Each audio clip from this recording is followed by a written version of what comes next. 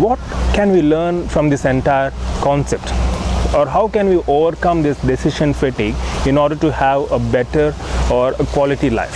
So that's what ultimately we all aim for, isn't it? So let me just give you 2 or 3 tips pertaining to this decision fatigue. First and foremost, whenever you feel that your willpower is diminished, or whenever you feel that you are susceptible, or whenever you feel weak psychologically, the best thing is to restore your willpower, which can be done by restoring your body glucose levels. So how do you restore your body glucose levels? Just have a snack or just take some glucose. But as I mentioned in one of the previous videos, trying to improve or increase your glucose levels by these quick means is not good long term, because you should rely on diet which is highly proteinaceous with a low carbs, so which is ultimately beneficial to your entire physiological system. So for a short-term benefit, maybe you can have a quick bite of a chocolate or a candy or some glucose solution, but always stick on to healthy diet wherein you have foods which have high protein content with a low carbohydrates in general. So when you feel like your willpower is diminishing, or when you feel like you're susceptible, or when you feel low, just have a snack. Your willpower will be restored, which is proved in fact scientifically, and then there is a greater tendency for you to take better decisions.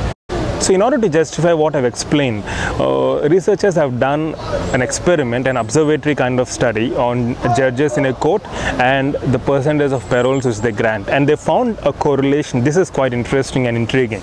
They found correlation between the glucose levels in blood of judges and the percentage of granting paroles. So what they found is, just before the judges have their breakfast, or just before the judges have their lunch, or before they have their evening snack, the percentage of granting paroles is considerably less. At the same time, after a judge has his or her breakfast or lunch or evening snack, the percentage of granting paroles are statistically significant or higher. In other words, before a lunch or before breakfast, the glucose levels in a judge are low, so they feel like taking an easier decision. As I mentioned before, the easier decision here is to reject a parole. So that's what they have done. But once the glucose levels in them are restored, then maybe they've used more of their willpower in order to consider a person's parole. And this is really quite interesting. And it doesn't mean that we are trying to look down into judiciary. That's what even the researchers say. But as humans, this is how our psychology works, and this is actually science. So we need to respect that. It's not trying to undermine anyone's decision or any particular system in our society, but it's how our body reacts to glucose, right? So this is to justify the fact that there is a correlation between willpower and glucose. So as I said, to restore your willpower, so have a healthy snack, and then your decisions will be just fine, and you'll not be susceptible to any depletion of willpower, or you'll not be vulnerable to any kind of temptations, right? And coming to second factor, thinking long term versus short term. In fact, as humans, by default, we think long term. Think of our early ancestors when they found seeds. Rather than eating them, they have planted them and waited for the crop, right? So humans by default think long term, but depletion in willpower will make us think short term. We want immediate gratification, right? So willpower has this tendency to influence our decisions short term versus long term, right? So in order to justify this claim, they have done another experiment which is again very interesting. So they have taken two groups, one group of young men, the other group of young women, and they have shown each group pictures of opposite sex. Like for example, group 1 young men, they have shown pictures of hot women and not so hot women, and the group 2 young women, they have shown pictures of hot men and not so hot men, right? So this is how the experiment went, and they have shown the pictures, and after showing the pictures, they have given two options for two groups. They have given an option of either giving $100 now, or an option of giving $150 after a couple of days, right? And if I ask you the same question, if I give you $100 now, or if I give you $150 after 2 or 3 days, which one would you choose? as I said, as humans think long term, so obviously rational beings would obviously select $150 after 2 or 3 days, right? Unless and until you take $100 now and you try to do some business and earn more. So keeping all those exceptions aside, as rational beings, we try to select a better option, that is $150 after 2 or 3 days. And in that experiment which I mentioned, where there are 2 groups, right? So young men and young women. So young women who are shown pictures of hot men or not so hot men, at the same time young men who are shown pictures of not so hot women selected the later option, that is they wanted to select or they wanted to choose $150 after a couple of days. But young men who are shown pictures of hot women chose the first option of taking $100 right at that moment itself. So do we need to blame young men who are shown the pictures of hot women? Maybe not. So there are in fact 2 reasons for this: evolutionary reason and physiological reason.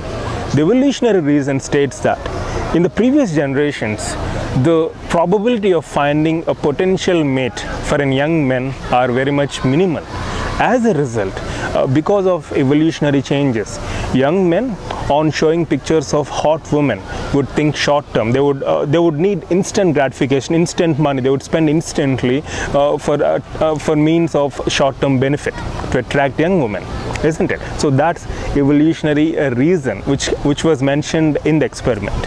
So evolutionary reasons leading to some changes in our DNA, as a result of which young men are more attracted towards young women, right? That's by default. And the second reason is physiologic. They mentioned that there is a specific region in brain called nucleus accumbens which is responsible for these kind of changes. So the conclusion here is, when young men are shown pictures of hot young women, they think short term, right?